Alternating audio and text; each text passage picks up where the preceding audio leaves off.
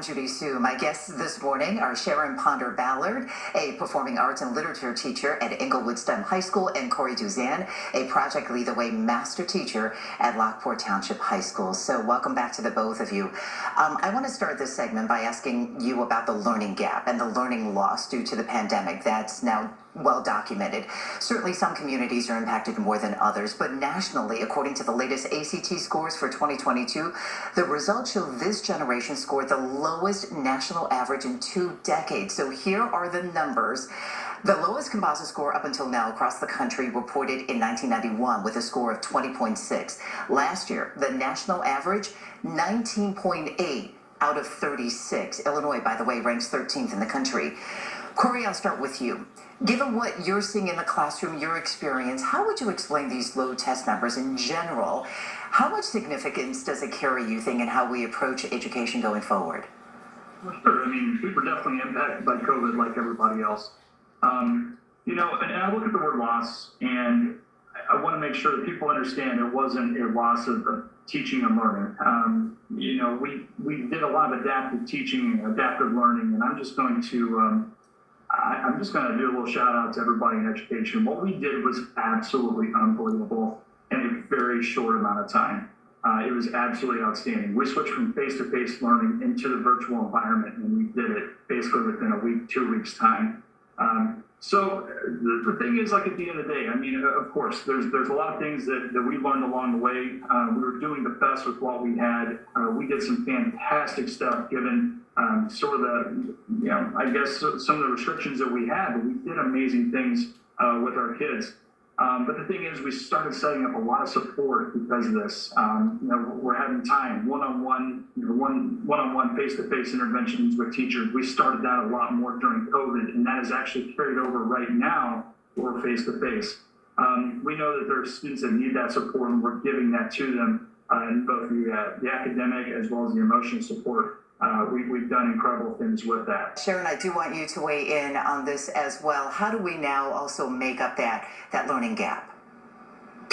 Yes, well, I always say our students are super resilient, and I'm super proud of them, actually.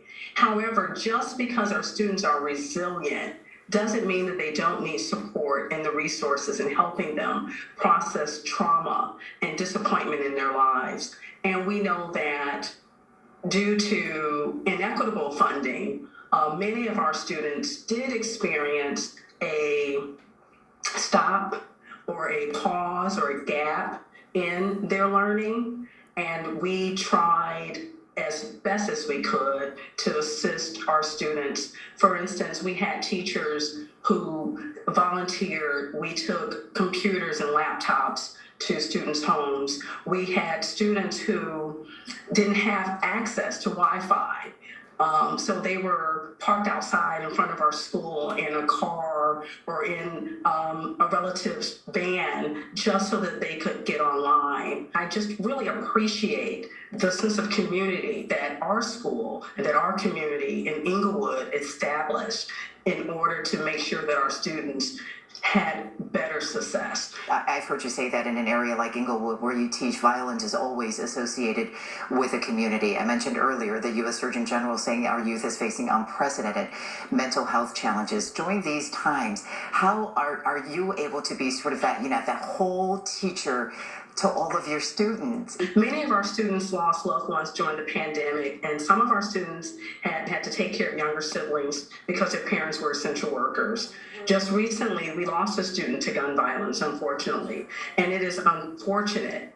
It is traumatic that we have lost a student each year, and our school has only been open for 4 years, but we have lost a student each year. So we have to make sure that our students' mental health and that capacity, and we're building that capacity. We're helping our students emotionally. So we embed a lot of the social emotional learning into every aspect of our curriculum, and it's so important to do so. Okay, I just have a very little time left, but before we go, both of you, something fun project that's going on in your class. Corey, what's going on in your classroom right now after winter break?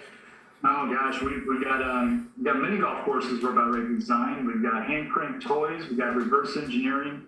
You name it, we've got all sorts of really interesting, engaging things. 3D printing, laser cutting, CAD software. We've got a pretty full docket for second semester. It should be a lot of fun. Okay, and Shay, for you, your class?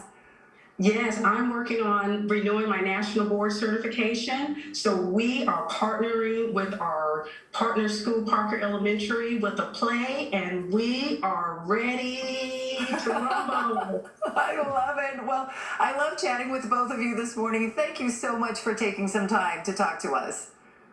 Thank you. All right, have a great rest of the school year. Corey Duzan, Lockport Township High School, and Sharon Ponder-Ballard from Englewood STEM High School. Thank you both. And that does it for Our Chicago. We will be back with more news and